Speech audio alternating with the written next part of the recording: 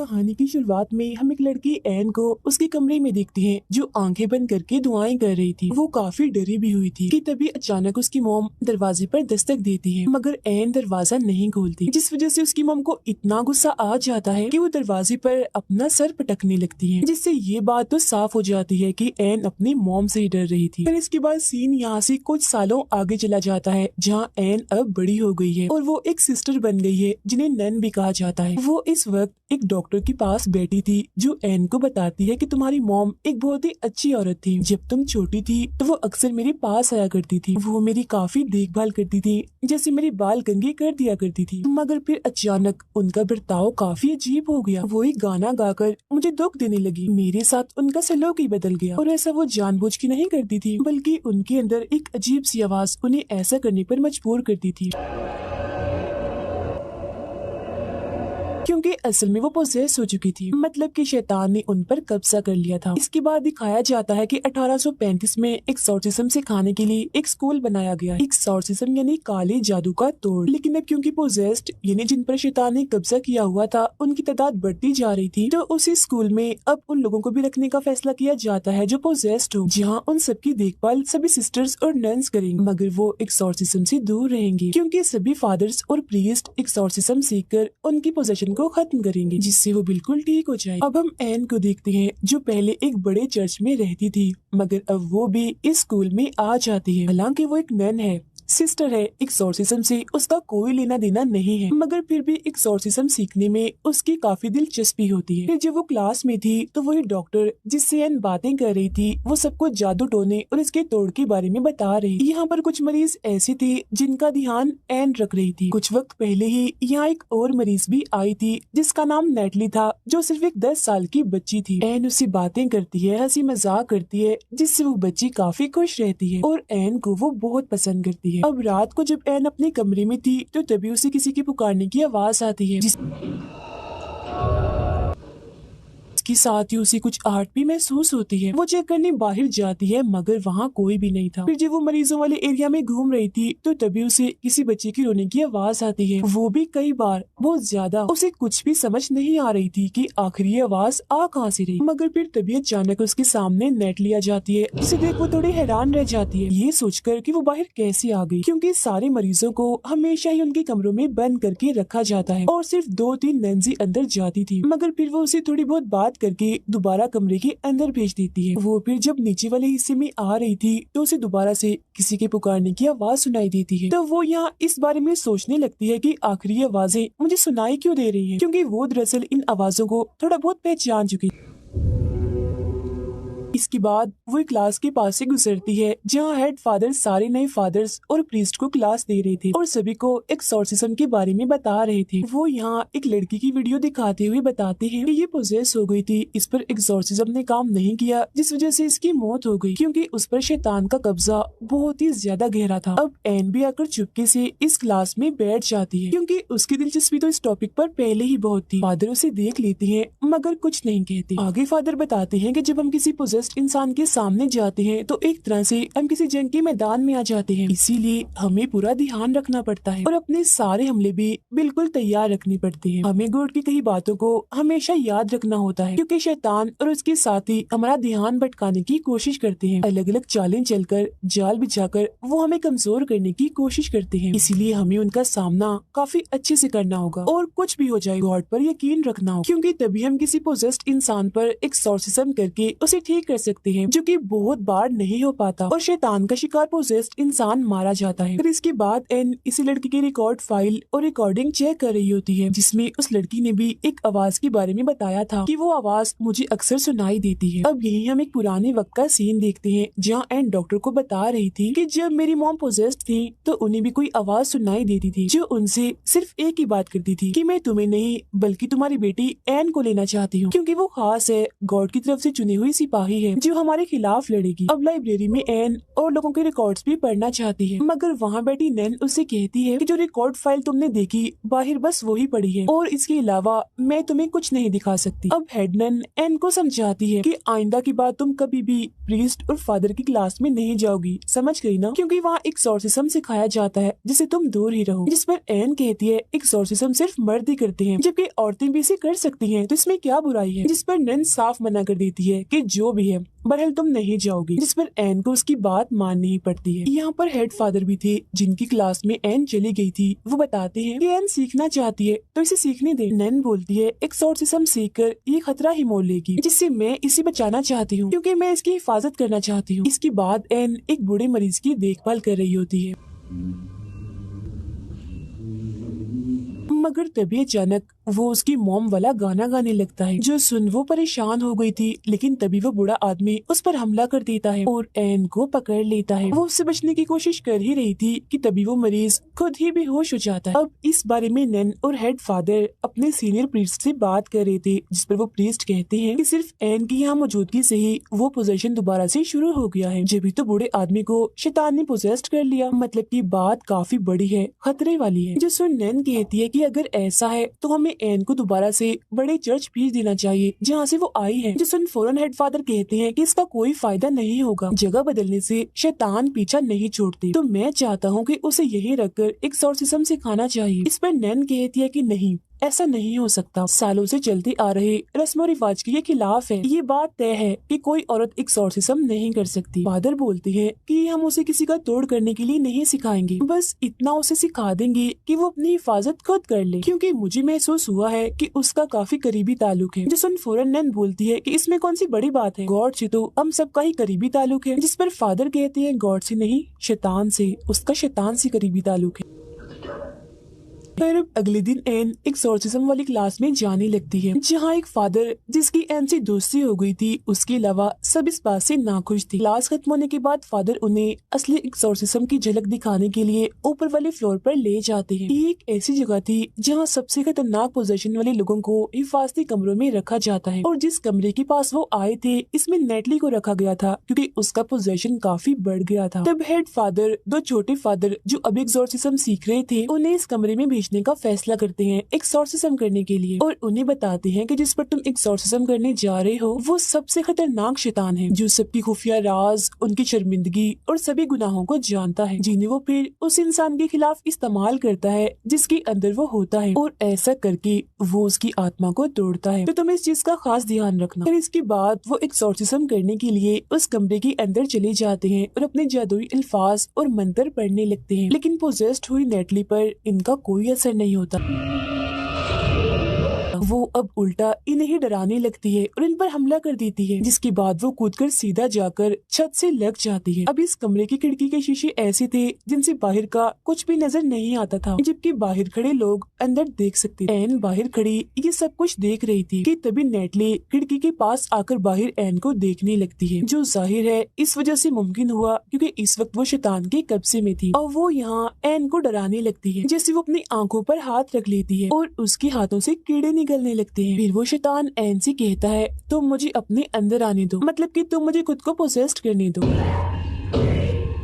फिर फौरन ही फादर कमरे के अंदर आ जाते हैं क्योंकि बात अब बस से बाहर हो गई थी, मगर पोजेस्ड नेटली उन पर भी हमला कर देती है, जिसके बाद अब एन अंदर आती है और उससे बात करने लगती है। वो कहती है संभालो खुद को और जल्दी करो, होश में आओ। तब उसकी ये बात नेटली पर असर भी करती है क्योंकि वो फौरन ही होश में आने लगी थी, मगर तभी अचानक उसके अपने ही बाल उसके मुंह में जाने लगते हैं, लेकिन उन बालों को दोनों छोटे फादर्स पकड़ लेते हैं, जबकि हेड फादर फिर अपने मंत्र और जादुई अल्फाज पढ़ने लगते हैं, जिसके साथ ही नेटली फौरन होश में आ जाती है और वो उसके बाल बाहर निकालते हैं जिन्हें एक शैतानी हाथ में पकड़ा हुआ था क्योंकि शैतान उसके अंदर था। फिर अब कुछ वक्त के बाद दोनों छोटे फादर और एन आपस में बात कर रहे होते हैं क्योंकि तीनों की काफी अच्छी दोस्ती हो गई। उनमें से एक फादर कहता है कि एन का तरीका काम कर गया क्योंकि कहीं न कहीं नेटली उस पोजीशन में मौजूद थी जिसने तुम्हारी बात सुन ली और होश में आने की कोशिश की। ये कहकर वो उसे अपनी बहन के बारे में बताने लगता है कि मेरी बहन की शादी हुई थी, उसका बच्चा जब होने वाला था तो किसी वजह से बच्चा उसने खो दिया, जिसमें कहीं ना कहीं मेरी बहन की भी गलती है, जिस वजह से वो हर वक्त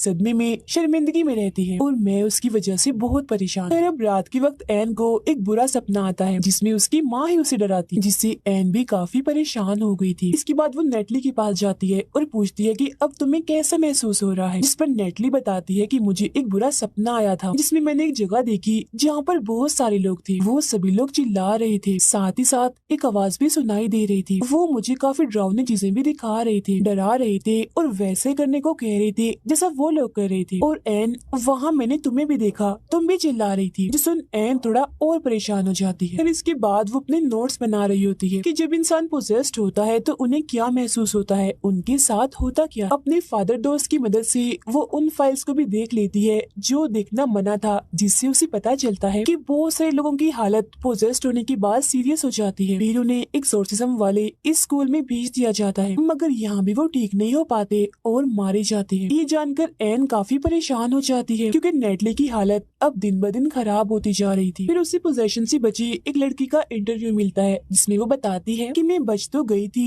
मगर पोजेशन में मैंने अपने साथ बहुत गलत किया था, मतलब कि खुद को नुकसान पहुंचाया, अपना चेहरा तक बिगाड़ लिया था। मैंने ऐसा कदम इसीलिए उठाया क्योंकि जो मेरे अंदर का शैतान था जिसने मुझे पोजेस्ट किया हुआ था, उसने मुझे मेरे गुनाहों और शर्मिंदगी का एहसास दिलाया और आज भी मैं उसी शर्मिंदगी में जी रही हूँ। अब हमें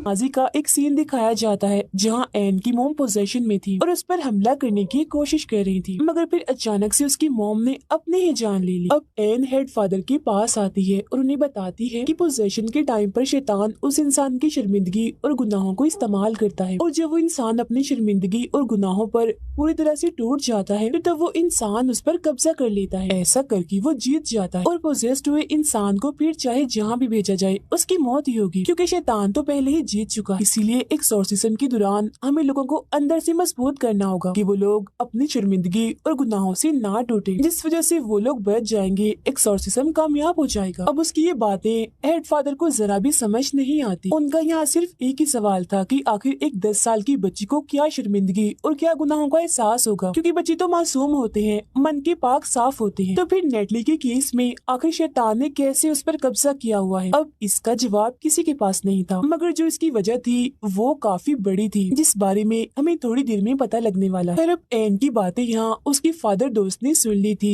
और वो उसे कहता है कि मेरी बहन जिसने बच्चे को खोया था, मैंने जिसके बारे में तुम्हें बताया था, वो भी अब पोजेस्ड हो चुकी है, तो तुम उसकी मदद कर दो ताकि उसकी जान छूट जाए। जिस पर वो मान भी जाती है और ये दोनों उस फादर के घर आ जाते हैं, जहाँ एन उसकी बहन से बात करती है। उसका भाई यानी फादर एक्सोर्सिज्म शुरू करता है तो पता चलता है कि उसकी बहन को भी अपना बच्चा खोने की वजह से शर्मिंदगी और गुनाहों का एहसास था और वो काफी दुखी भी थी और इन्हीं सब चीजों का इस्तेमाल करके शैतान उसे परेशान कर रहा है। जब एन उसे संभालती है, कहती है तुम बिल्कुल ठीक हो और गॉड की नजर में भी तुम बिल्कुल पाक साफ हो, गलत नहीं हो और वो तुमसे अभी भी प्यार करती। ये बातें सुनकर उसकी बहन खुश हो जाती है, जिससे जाहिर है उनकी जीत हो रही थी। अब खुद को हारता हुआ देखकर शैतान चिढ़ जाता है और अब वो आसपास की चीजों से इन पर हमला करने लगता है, मगर अब तक उसकी बहन ने अपने बारे में गलत सोचना बंद कर दिया था, जिस वजह से वो बिल्कुल ठीक हो गई थी। जो देखकर वो तीनों ही काफी खुश हो जाते हैं, क्योंकि ऐसा करके उन्होंने पहली जान तो बचा ली। और इसके बाद एन और उसका फादर दोस्त बाहर बैठकर बातें कर रहे थे, जहाँ एन उसे अब अपने बारे में बताती है कि मेरी मोम की मौत के बाद मैं बिल्कुल अकेली हो गई थी, जिसके बाद एक काफी अमीर फैमिली ने मुझे गोद ले लिया, मगर जब मैं 15 साल की हुई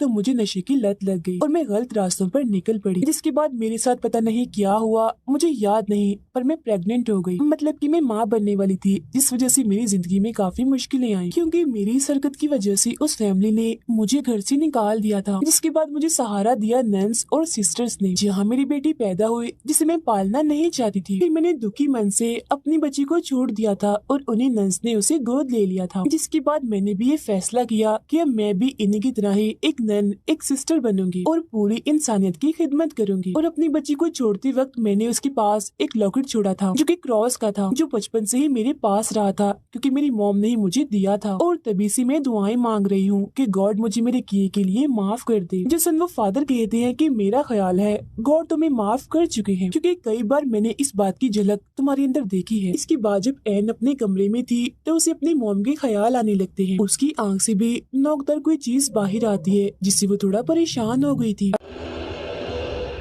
अगले ही पल हम उसकी मॉम की आत्मा को उसके पास ही खड़ा हुआ देखते हैं। कुछ देर बाद उसे हेडमैन बुलाने आती है जो उसे सीनियर प्रीस्ट के पास ले जाती है जहाँ पर उसका फादर दोस्त भी बैठा हुआ था। और अब हमें यहाँ पर पता चलता है कि उस फादर की बहन जिस पर इन्होंने एक्सॉर्सिज्म किया था वो मारी जा चुकी है क्योंकि उसने भी खुद अपनी जान ले ली थी। यहाँ पर सभी लोग एन और उस फादर पर काफी गुस्सा कर रहे थे कि आखिर तुमने एक्सॉर्सिज्म किससे पूछ के किया था। अब एन को उसकी मौत का काफी दुख था तो वो अपनी सजा खुद ही बता देती है कि मुझे वापस उसी चर्च में भेज दिया जाए जहाँ से मैं आई थी क्योंकि मैं जानती हूँ ये गलती बहुत ही बड़ी है, नाकाबिले माफी है। फिर जब वो उस बड़े चर्च में आती है तो वो डॉक्टर उससे मिलने आती है और उसका हौसला बढ़ाते हुए कहती है कि तुम एक अच्छी इंसान हो, कभी कभी तुम भी लोगों की जान बचाने की कोशिश करती हो और क्योंकि तुम एक नई राह पर हो तो अपनी नाकामियों से मत डरो। और नेटली पर एक्सॉर्सिज्म कामयाब रहा है, वो बिल्कुल ठीक हो गई है और कल अपनी मॉम के साथ चली जाएगी। सुन एन बहुत ही खुश हो जाती है। अब अगले दिन उससे मिलने उसका फादर दोस्त आता है और उसे बताता है कि नेटली को घर ले जाया जाना था मगर वो दोबारा पोसेस्ड हो गई थी और इस बार उसका पोजेशन काफी हद तक बढ़ गया। उसने 3 लोगों को मार दिया जिसमें प्रीस्ट और नन शामिल थे।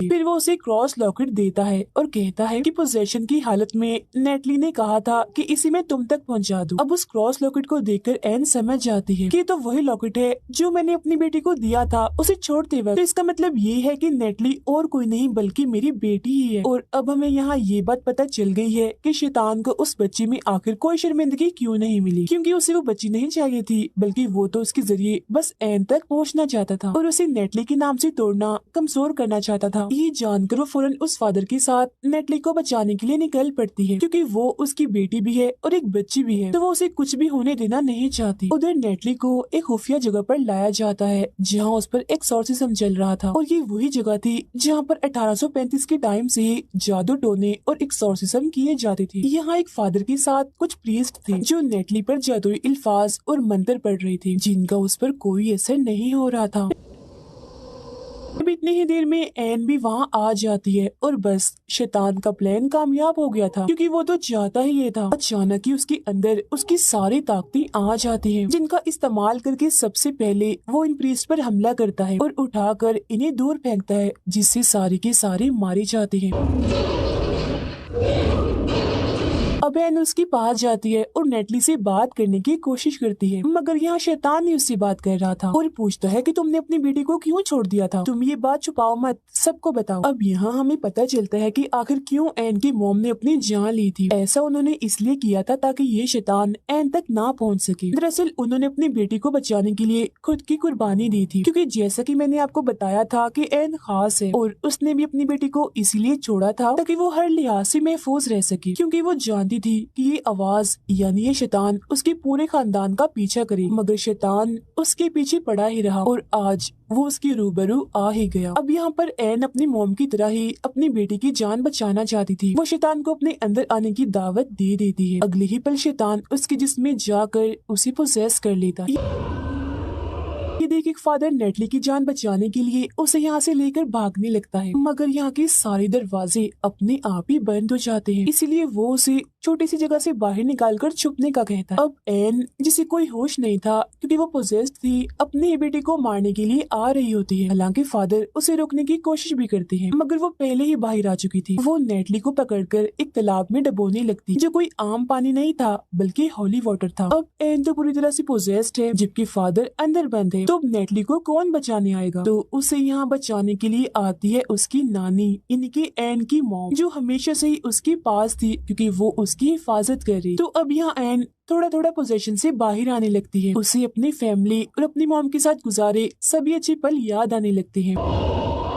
साथ ही उन लोगों की भी याद आने लगती है जिन्होंने एन को बचाने के लिए अपनी जान दी थी और अब उनसे हिम्मत लेकर वो शैतान से लड़ने लगती है। वो अब आहिस्ता आहिस्ता अपने सर पर वही क्रॉस वाला लॉकेट घुसाने लगती है और उस हॉली वाटर के तालाब में कूद जाती है। अब हॉली वाटर में नहाने से उसके सारे गुनाह खत्म हो गए थे इसलिए शैतान उसके जिस्म को छोड़कर चला जाता है। अब अगले सीन में हम हॉस्पिटल में एन को देखते हैं जिससे मिलने नेटली आती है मगर उसने नेटली को ये सच्चाई नहीं बताई होती कि मैं तुम्हारी मॉम हूँ। ऐसा उसने उसने इसलिए किया था ताकि वो खुश रह सके। यहाँ नेटली उसका शुक्रिया अदा करके चली जाती और इसके बाद नेटली वापिस से एक्सोर्सिज्म स्कूल में आ जाती है, जहाँ इस वजह से कि कैसे उसने सबकी जान बचाई और अपनी जान की परवाह ना करते हुए शैतान को हराया।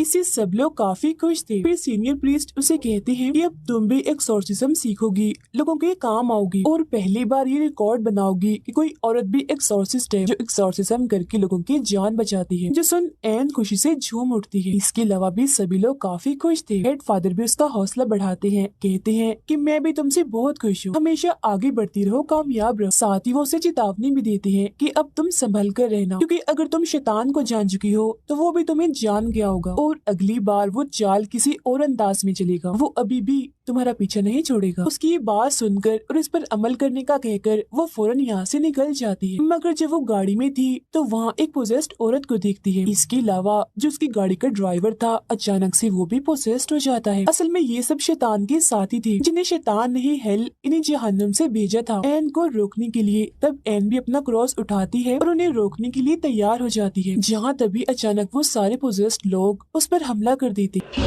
अब यहाँ मैं आपको एक बात बता दूं, ये प्रे दुआ वाला नहीं था बल्कि शिकार वाला था। और इस कहानी में जो शैतान की प्रे थी वो और कोई नहीं बल्कि एन, उसकी मॉम और उसकी बेटी, क्योंकि ये तीनों गॉड की तरफ से ही चुनी गई थी। वजह ये है कि इनमें से एन को एक्सोर्सिज्म सीखने का बहुत शौक था। और इसी के साथ ही ये फिल्म इधर ही खत्म हो जाती।